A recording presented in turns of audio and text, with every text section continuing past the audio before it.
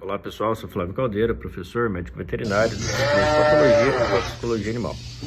Bom, recentemente, a gente analisou esse vídeo onde supostamente uma cascavel havia matado 6 bezerros. Isso é verdade? Isso não é? Quais são as possibilidades disso acontecer? Tá? O fato é, primeiramente, sabemos que as mortes por acidente ofídico são superestimadas no Brasil, ou seja, a maioria do que se diz que é acidente ofídico, picada de cobra, não se trata de realmente um acidente ofídico ou picada de cobra.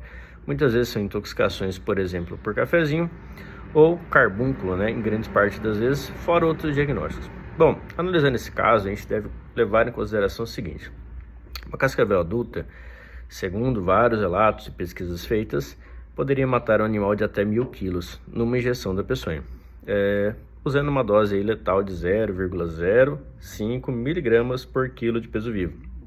Ou seja, se esses animais, esses bezerros, estiverem na faixa de 50 quilos, vamos colocar aqui mais ou menos, ela poderia matar até 20 bezerros, certo? Porém, se a gente considerar a situação que coletei essa peçonha e dividi individualmente para cada um desses animais.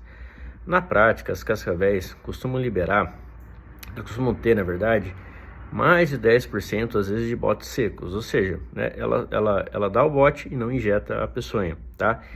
E cada vez que ela injeta a peçonha, as doses costumam ser diferentes, embora os dados da literatura são bem vagos quanto a isso.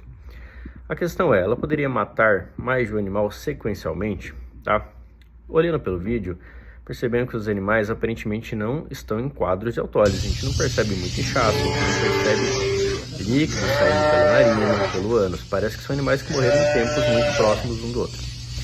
Então, esse animal deveria ter picado de forma muito rápida, um animal seguido do outro. Por quê?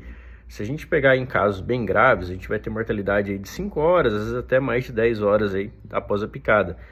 Ou seja, esse animal teria que picar em intervalo de tempo muito curto todos esses animais. Se é possível? Bom, segundo relatos aí eu vi alguns relatos na internet, foram feitas algumas conversas com os produtores, com o produtor do caso, e ele informou que a cascavel havia ficado presa no coxo, toda vez que um bezerro ia lá, pum, ela pegava, tá? Isso é provável? Bom, pode ser que isso tenha acontecido de fato, tá? Lembrando que os animais, quando percebem a presença ali de uma serpente, eles costumam refugar o coxo. Isso é bem falado pelo pessoal de campo. O animal não está indo naquela área. Será que tem uma serpente naquela região? Será que 6 ataques letais seriam possíveis, considerando tudo isso que a gente falou? Do meu ponto de vista, não, tá? O caso é possível? Sim, pela quantidade de peçonha que ela injeta.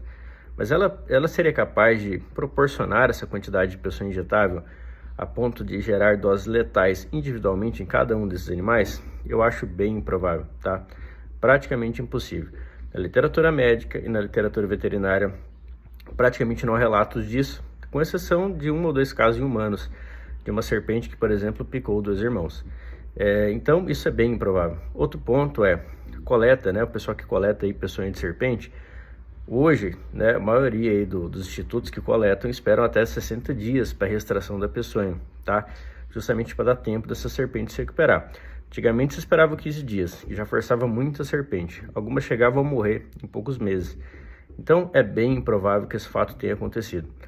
Se você concorda ou se você discorda, deixe aqui sua opinião nos comentários. Então eu acho que se trata de outra coisa. Alguns vieram com relato de fome. Fome também não mata assim, pessoal. Os animais iam estar bem mais caquéticos, não magros apenas como estão. E provavelmente o tempo de morte de um animal para outro também ia ser muito diferente. Então eu acho que se trata ainda de outra questão. Então essa é a minha opinião como veterinário, como professor também. Um abraço.